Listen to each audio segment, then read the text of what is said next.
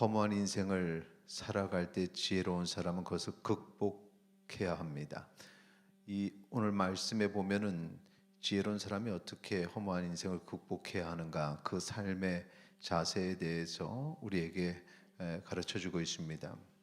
첫째는 2절 3절 말씀 우리 같이 읽도록 하겠습니다. 내가 권하노라, 왕의 명령을 지키라. 이미 하나님을 가리켜 맹세하였음이니라. 왕 앞에서 물러가기를 급하게 하지 말며 악한 것을 일삼지 말라. 왕은 자기가 하고자 하는 것을 다 행함이니라. 아멘. 여기 보니까 왕의 명령을 지키라 라고 이렇게 되어 있습니다. 지혜로운 사람의 삶의 모습은 왕의 명령을 지키는 모습입니다. 왕은 그 권위를 가지고 있습니다. 권위가 하나님께서 주시는 그 통치를 대행하는 것이다. 이미 다른 말씀을 통해서 나눴습니다. 그런데 때로는 그 통치자가 권위를 잘못 사용할 때도 있습니다. 중요한 것은 우리가 그 권위가 하나님으로부터 온 것을 인정하는 것입니다. 그리고 그 앞에 순종하는 것입니다. 그 권위에 대한 순종은 하나님에 대한 순종의 마음으로 이어질 수 있습니다. 그 통치가 공의롭냐 그렇지 않냐, 그것은 하나님께서 판단하시고 또 하나님께서 심판하십니다. 하나님께 맡기고 우리는 왕의 명령을 지키는, 존중하는, 권위를 높이는 그런 모습이 지혜로운 사람의 모습이라는 사실을 기억하시기 바랍니다. 그것은 가정에도 마찬가지입니다. 그때 가정에서 하나님께서 주신 그 질서 가운데 우리가 지혜를 가지고 또 각자의 권위를 높여주고, 아무리 어린 자녀라 할지라도 그들의 생각, 그들이 하나님 앞에 창조된 귀한 주의 자녀라는 주의 자녀로의 권위를 높여주는 그런 지혜가 있어야 됩니다. 오늘날 그런 권위를 인정해 주지 않는 모습으로 인해서 자녀의 소중한 생명을 부모가 앗아가는 그런 모습도 드러납니다. 권위를 인정하는 삶이 되시기를 축원합니다. 두 번째는 죄인의 형통, 악인의 형통에도 흔들리지 않는 모습이 지혜로운 사람의 삶의 모습입니다. 12절, 13절 같이 읽도록 하겠습니다. 12절과 13절입니다.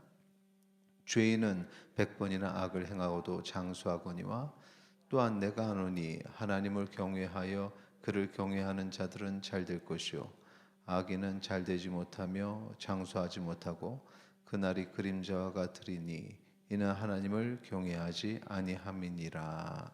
아멘. 구절에 있는 내용을 보면 사람이 사람을 대상으로 해서 해롭게 하고 죄를 짓게 하는 경우들이 있습니다. 11절에 보면 이들이 벌을 신속히 받지 않기에 또 다른 악을 행합니다. 지혜자는 우리는 이러한 현실 속에서 실망하게도 되지만 그러나 절대 무너지면 안 됩니다.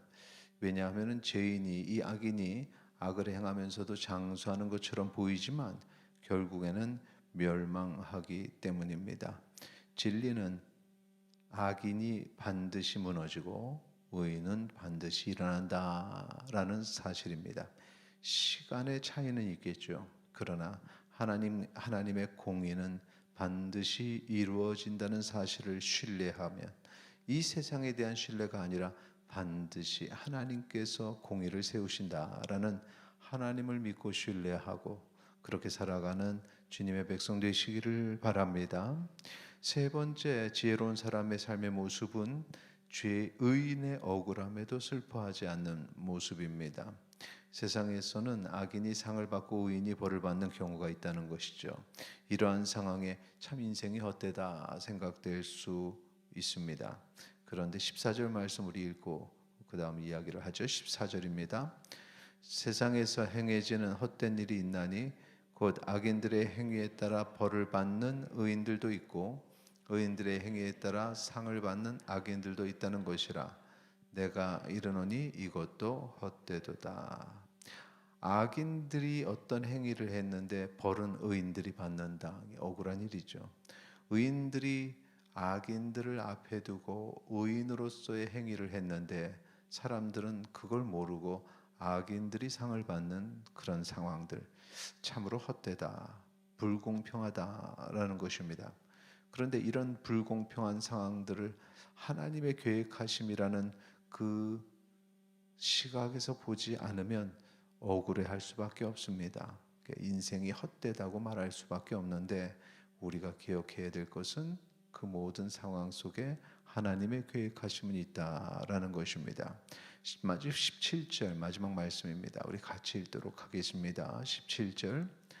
또 내가 하나님의 모든 행사를 살펴보니 해 아래서 행해지는 일을 사람이 능히 알아낼 수 없도다. 사람이 아무리 애써 알아보려고 할지라도 능히 알지 못하나니 비록 지혜자가 아노라 할지라도 능히 알아내지 못하리로다. 아멘. 하나님의 모든 행사를 보면 사람은 알지 못한다. 알려고 노력해도 어렵다. 이것이 바로 하나님의 계획하심입니다. 그런데 여기서 분명한 것은 하나님의 행하심과 계획하심이 있다라는 것입니다. 그리고 그 하나님은 공의로우신 하나님이십니다. 공의로우신 하나님이 일을 하신다면 그 공의로 불공평한 상황들을 그냥 두지 아니하신다. 앞부분에서 말씀드렸던 것처럼 그것은 시간의 차이일 뿐이다라는 것입니다. 오늘 말씀 정리해서 보면 지혜로운 사람의 삶의 모습은 항상 하나님께서 통치하시고 하나님께서 행하시는 그 모든 일처럼 우리는 권위에 순종해야 된다. 왕의 명령을 지켜야 된다라는 것이고, 그 다음에 죄인의 악인의 형통에도 흔들리지 않고 의인의 억울함에도 슬퍼하지 않아야 하는 것은 공의로우신 하나님의 그 통치의 행위, 반드시 의인은 높여주시고 악인은 심판하시기 때문입니다. 오늘 하루 살아갈 때에 이 말씀을 기억하시고, 때로는 불공평하고 의롭지 못한 모습들이 이 세상에서 드러날지라도 그것 너무 개의치 마시고 하나님 신뢰하며 살아가시기 바랍니다. 하나님께서 우리를 기억하시고 공의롭게 살려고 노력하는, 말씀에 순종해서 살려고 노력하는 우리의 모든 상황을 아십니다. 그러니 그 진리만 바라보고 넘어지지 말고 승리하는 주의 자녀 되시기를 축원합니다. 이 시간에 함께 기도하겠습니다. 오늘 하루 흔들리지 않게 하시고 우리를 붙잡아 주소서. 기도하시겠습니다.